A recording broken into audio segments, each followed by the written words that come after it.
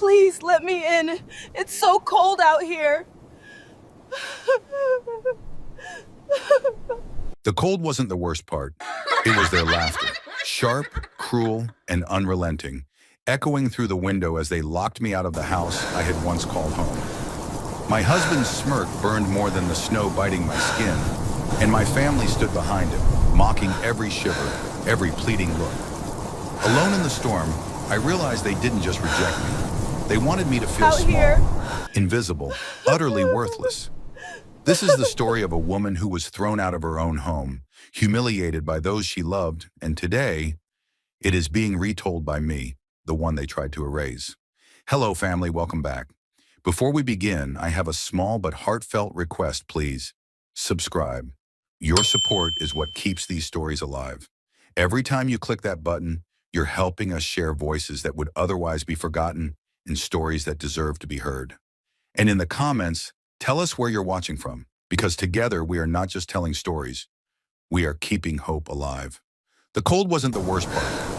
Sarah Bennett's fists pounded the heavy oak door until her knuckles burned. The snow cut out her face. The wind howled like it wanted her bones. But nothing hurt more than what she saw through that frosted window. Her husband, Daniel, sitting at the dining table smiling. Not at her. Never at her.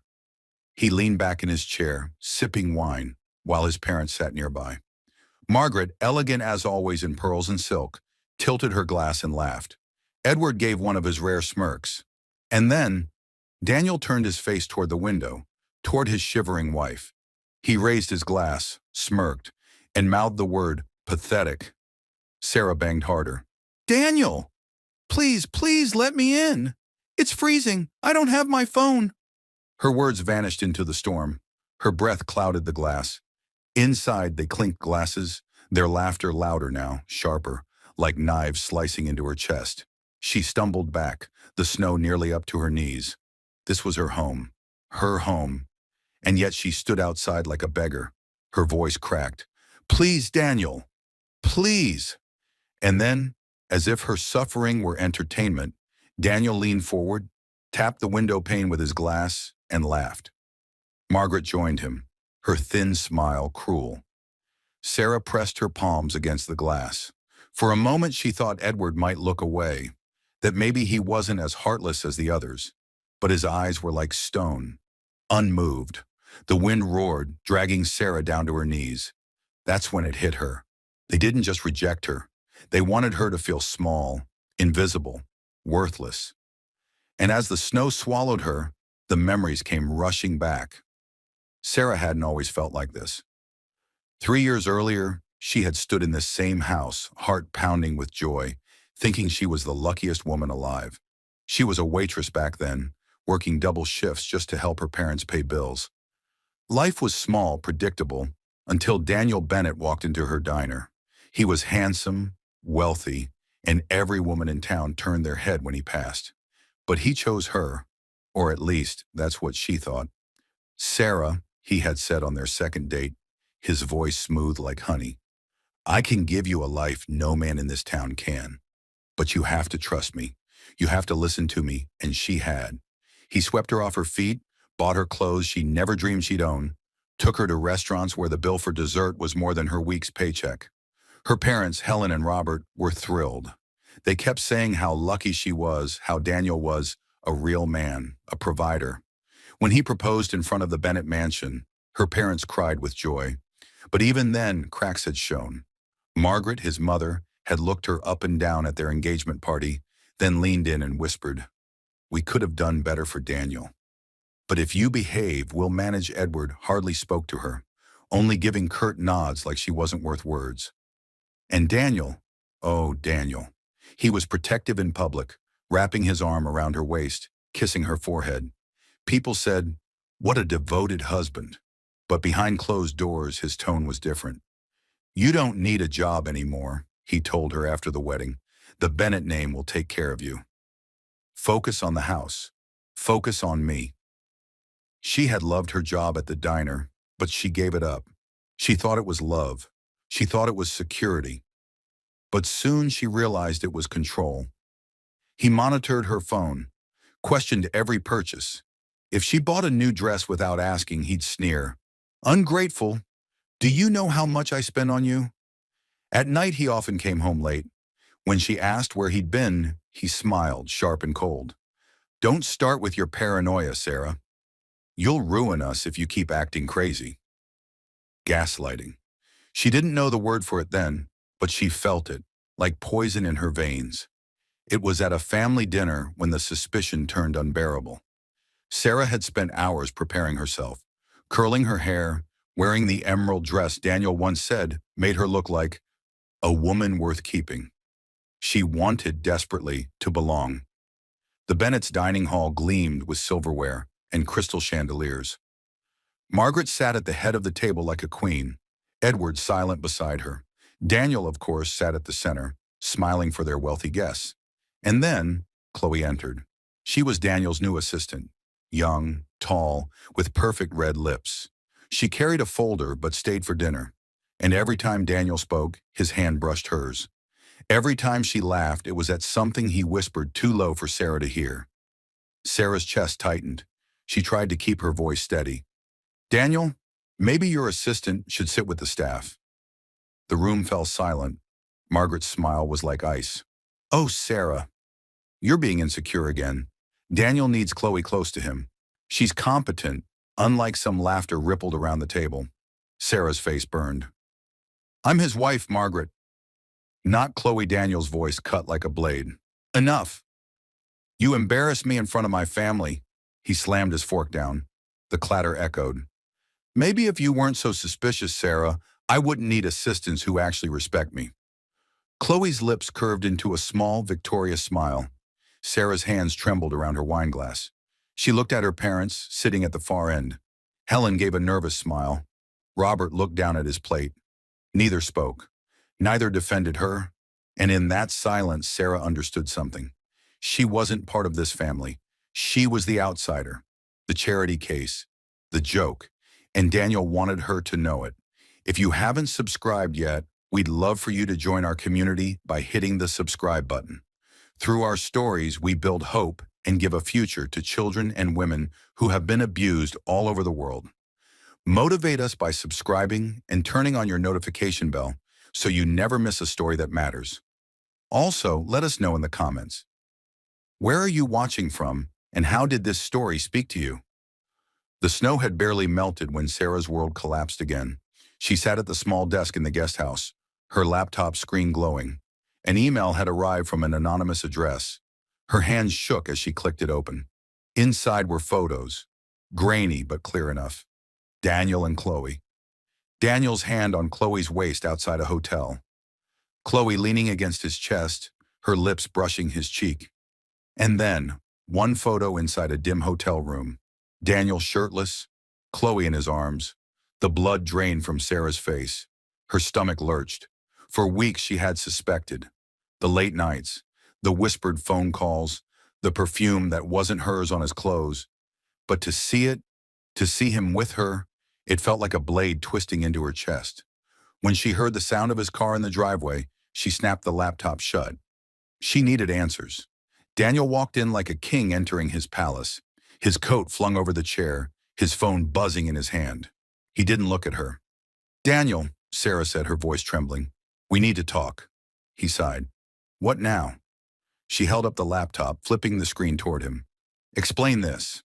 His eyes flicked to the photos and then back to her. His face didn't even flinch. Instead, a slow, cruel smile spread across his lips. You've been snooping again. Snooping? Daniel, these are photos of you with Chloe. At a hotel. Don't lie to me. He stepped closer, his voice low and dangerous. Sarah, you're losing it. Do you hear yourself? Do you realize how insane you sound? You're obsessed with destroying this marriage. You want to paint me as the villain because you can't control your paranoia. Her heart pounded. I'm not paranoid, Daniel. I'm your wife. I deserve the truth. The truth? His laugh was sharp, cruel. The truth is, you're unstable. Everyone sees it. My parents, your parents. They all know you've lost your mind. Tears welled in her eyes. My parents? They wouldn't. He cut her off with a sneer. They called me last week. told me they're worried about you. Said they are embarrassed by your behavior. Do you know what they said? That I should be patient because you're not well." Her chest tightened. That's not true. But deep down, a shadow of doubt formed. Her parents had been distant lately. Calls were shorter, conversations colder.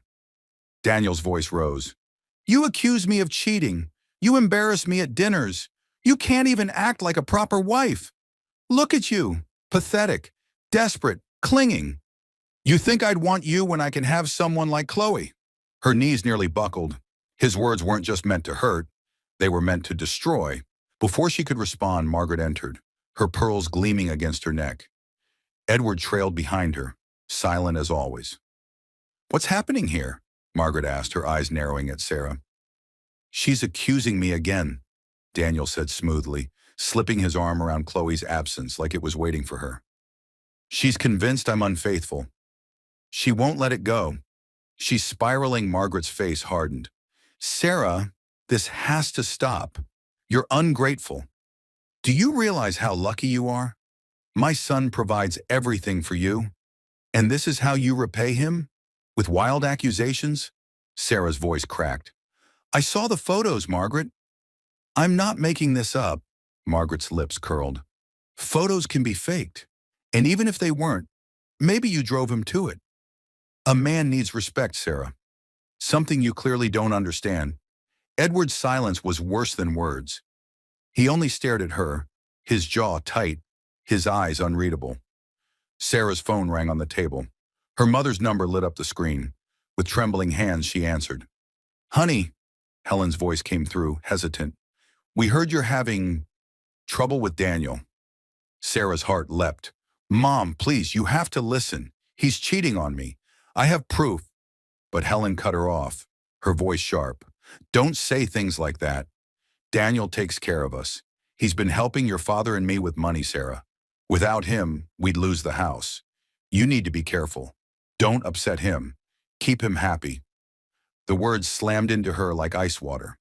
"You're taking his side? Over your own daughter?" Her father's voice joined the line, low and weary. "Sarah, don't ruin this. We can't afford to." Her hands shook as she lowered the phone.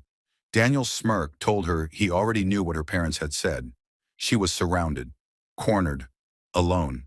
And for the first time she realized, no one was coming to save her. The days that followed were a blur of humiliation. It started with little things. Sarah returned from the store one afternoon to find her clothes missing from the master bedroom closet. Her jewelry box was gone too.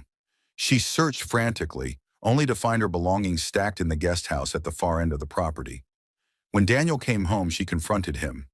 "Why are my things out here?" He shrugged casually. "The main bedroom's being renovated. You'll be more comfortable here." Her eyes darted toward the mansion. "Without you?" His smirk was cold. "Exactly."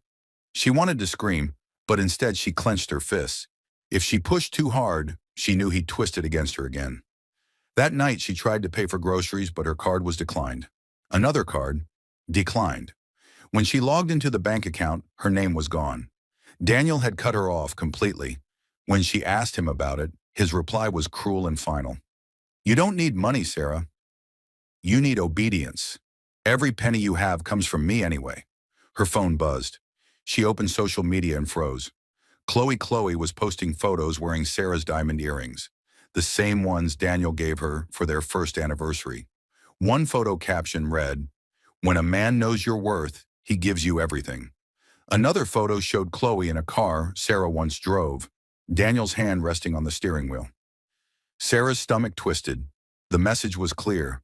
Chloe was replacing her piece by piece. She tried to tell herself she wasn't crazy, that she wasn't imagining things. But the evidence kept piling up. One evening, when Daniel left his briefcase carelessly open, she peeked inside. Her eyes widened at the papers inside. Legal documents, financial forms. And then she saw it. Her name. But it wasn't her handwriting. Her signature had been forged. Again and again, on property transfers, bank withdrawals, asset agreements.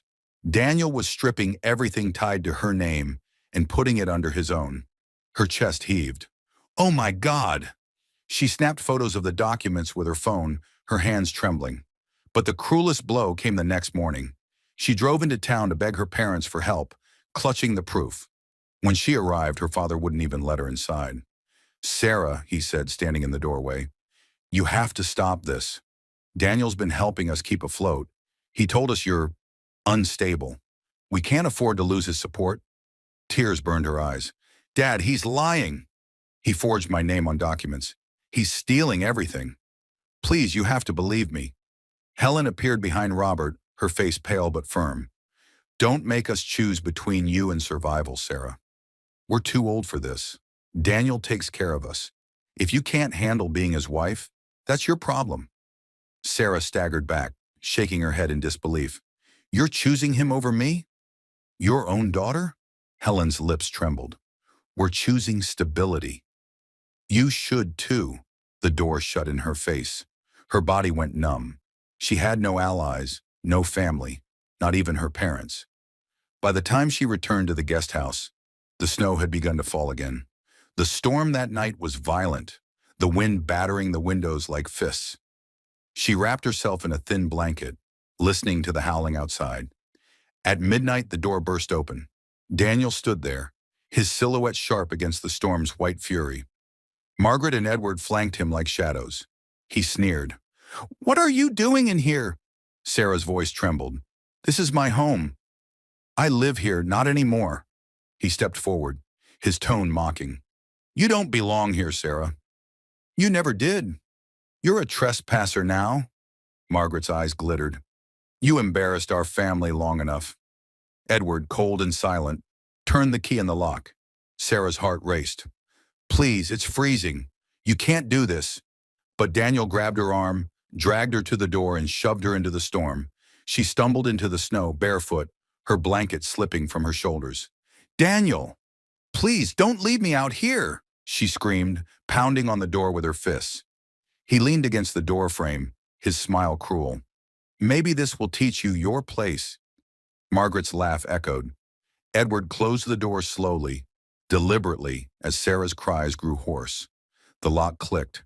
The lights inside glowed warm and golden. Through the frosted glass, she saw them turn back to their wine, their laughter carrying into the night.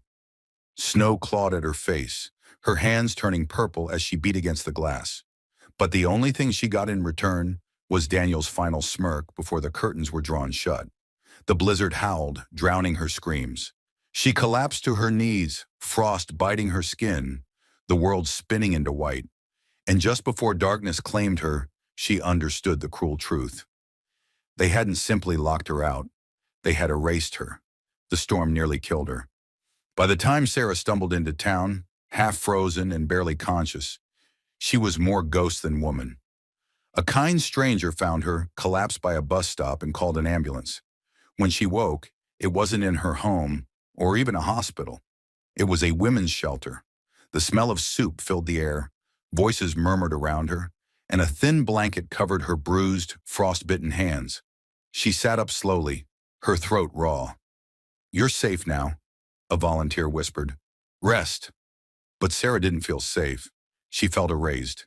Within days, her humiliation spread like wildfire. Daniel and Chloe had posted online, painting her as violent, unstable, a danger to herself and others. Fake text messages appeared on social media. Messages she never sent, conversations twisted to make her look unhinged. "She attacked me," one caption read, signed under Daniel's name. "Pray for my family." "We've endured years of abuse," Margaret added. The world believed them. News blogs picked it up. Gossip channels ran with it. Overnight, Sarah went from the lucky wife of Daniel Bennett to the crazy, unstable woman who lost everything. She dialed her parents again and again, straight to voicemail. She sent texts. "Please, it's not true. Please talk to me." No reply. When she tried calling from the shelter phone, her father finally answered. His voice was flat. "Sarah, stop calling us. We can't do this anymore. You've embarrassed us enough." The line went dead. Sarah dropped the phone, her chest hollow. She curled up on the thin mattress and wept until her body shook. No family, no friends, no home. She had lost everything. Days passed in silence. She sat by the window, watching snow fall, wondering if the world would be better off without her. And then, someone sat beside her. A woman in her 60s, gray hair pulled back, eyes sharp but kind. "Sarah Bennett," the woman said quietly as though testing the name. Sarah blinked. "How do you know me?" "I've seen your photo in the papers. At those charity events. I used to practice law years ago." "Name's Grace." She extended a hand. "And I don't believe a word of what they're saying about you." For the first time in weeks, Sarah felt a flicker of warmth. She clasped Grace's hand, her voice cracking. "They ruined me. My own family turned on me. I have nothing left." Grace shook her head. "You still have the truth, and that's worth more than you realize." Sarah frowned. "The truth doesn't matter. Daniel controls everything. He forged my signature. He cut me off. Everyone believes him." Grace leaned closer. "Not everyone. If he really forged your name, that's fraud. If he really set you up, there's a trail, and trails can be followed. You just need help finding it." Sarah's heart thudded. For weeks she had felt powerless, but now for the first time, she saw a crack in Daniel's armor. "Will you help me?" she whispered. Grace smiled softly. "Of course, but you'll have to be patient and careful. Daniel Bennett is powerful, but men like him always leave evidence behind." Sarah nodded, her eyes burning with a new kind of fire. That night, Grace sat with her as she went through everything she still had. Her frostbite medical records, the photos of forged documents she'd taken, the emails, the receipts. Piece by piece, Sarah began to rebuild a case. But then one morning, as she scrolled through a gossip site at the shelter's shared computer, her breath caught. The headline read, "Daniel Bennett set to wed new love, Chloe Whitmore." The article claimed Daniel had filed for divorce, citing Sarah's mental instability and cruelty. Margaret was quoted as saying, "We are grateful Daniel found happiness again after the torment he suffered." Sarah's blood boiled. Her marriage wasn't even over, and they were planning a wedding. Worse, Margaret was preparing to sell the very house Sarah once called home. They weren't just replacing her, they were erasing her existence entirely. Sarah closed her eyes, her fists tight. She had been their victim long enough, and this time she swore she wouldn't go down quietly. Grace didn't waste time. Within days, she introduced Sarah to someone she trusted, a sharp-eyed investigative journalist named Michael Turner. Michael had been digging into the Bennett family for months. Rumors of tax evasion, shady business deals, and secret offshore accounts had crossed his desk, but until now he lacked the missing piece, the insider. "You're that missing piece," Michael said during their first meeting at a quiet cafe. His voice was low but steady. "You lived in their house. You saw things no one else has. If you're willing to work with me, we can bring them down." Sarah hesitated, her hands trembling around her coffee cup. "They'll destroy me if they find out." Grace reached across the table, placing her hand over Sarah's. "They already tried. And you survived. Now it's your turn." Something inside Sarah shifted. For weeks she'd been the victim, the outcast, the erased. But now she had allies, and allies meant hope. From that day forward, Sarah lived a double life. By day, she blended into the shelter, quiet and unremarkable. By night, she worked with Grace and Michael, gathering every shred of evidence she could find. Her frostbite medical records proved she had been thrown out in the middle of a storm. Her screenshots of Daniel's forged signatures showed fraud. Emails from Chloe flaunting jewelry and cars once belonging to Sarah hinted at stolen property. Old texts from Margaret, belittling her, painted a picture of abuse. Michael guided her carefully. "We need a pattern. They isolated you, stole from you, and smeared your name. That's a story people will want to hear. But more importantly, it's a story backed by proof." Sarah's confidence grew with each passing day. She started recording everything. Her calls with lawyers, her messages to blocked family members, even the cold rejections from her parents. Each detail was another nail for Daniel's coffin, but she told no one else. Not the other women at the shelter, not the staff, not even her parents, though part of her still longed for their support.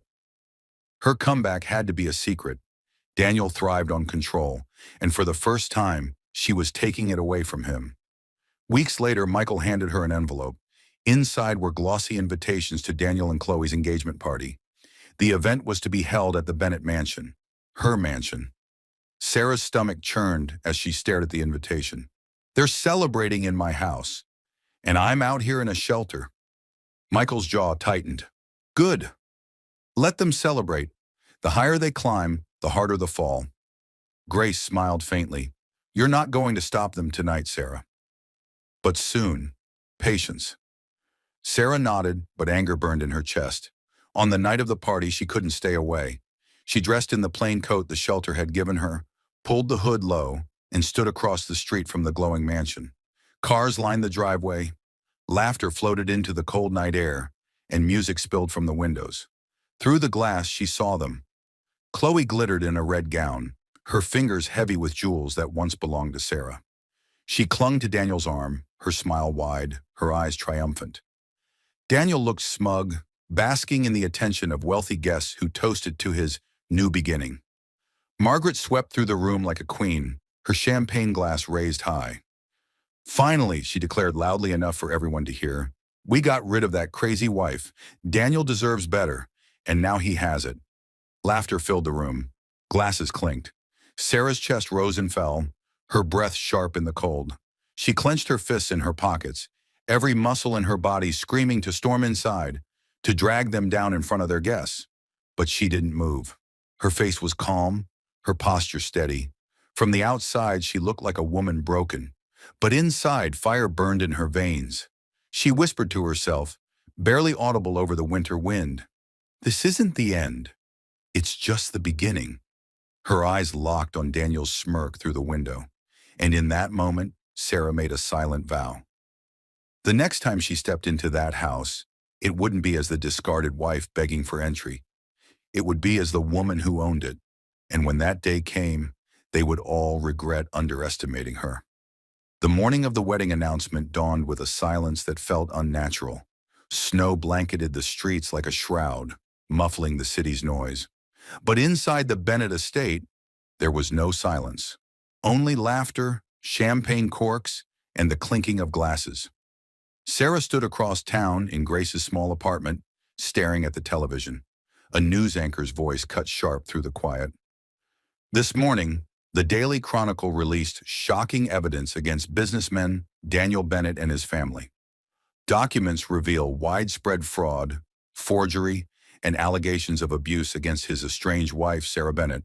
The exposé, supported by medical records, photographs, and legal testimony, accuses Daniel of forging his wife's signature to transfer assets, while his parents, Margaret and Edward Bennett, are implicated in tax crimes and fraud.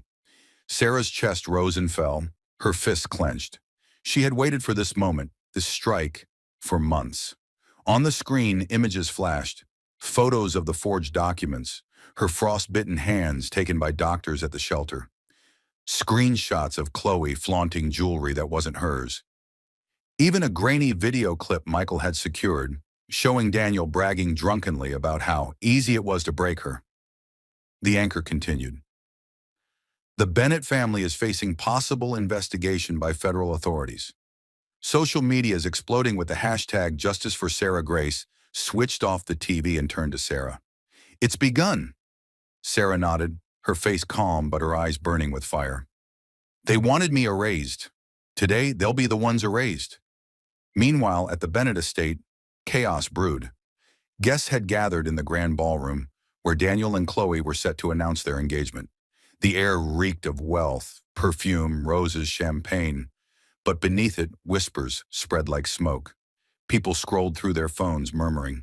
Faces turned toward Daniel, then back to screens. Margaret stood at the center, her pearls gleaming, her glass raised. Pay no attention to lies spread by the bitter and broken, she announced, her voice sharp.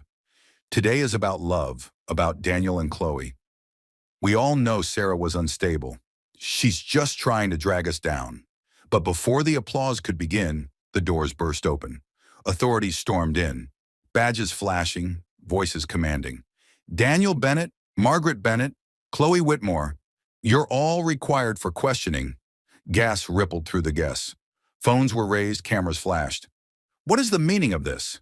Margaret shrieked, her composure cracking for the first time. "Do you know who we are?" An officer stepped forward, his voice steady. "You're suspects in fraud and tax evasion investigations. You're coming with us." Daniel's face contorted with fury. He shoved a glass off the table, shattering it. "This is a setup. She did this.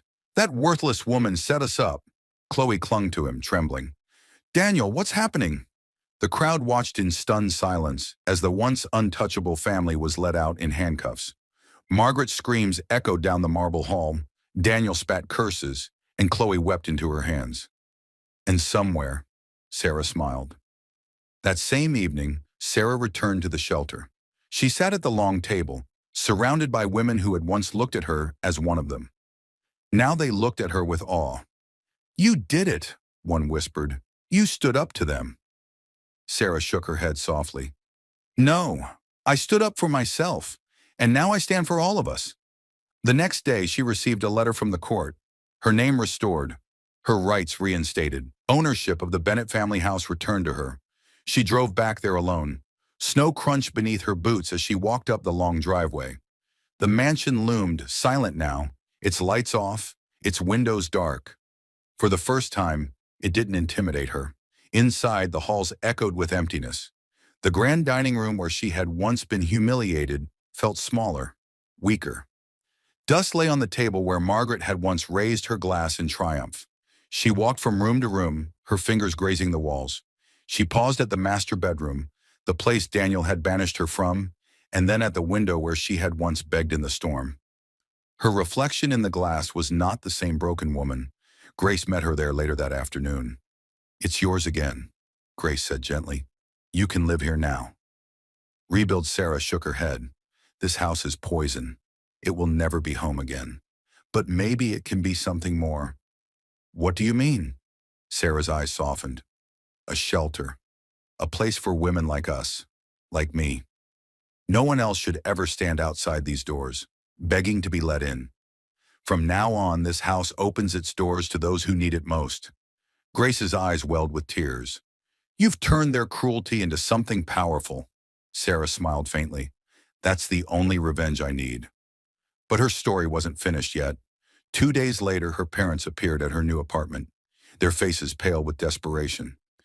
"Sarah," Helen began, her voice shaking, "we were wrong. Please forgive us. We believed Daniel because he supported us. But we see now. We see what he did to you. Please, we're sorry." Robert's eyes brimmed with tears.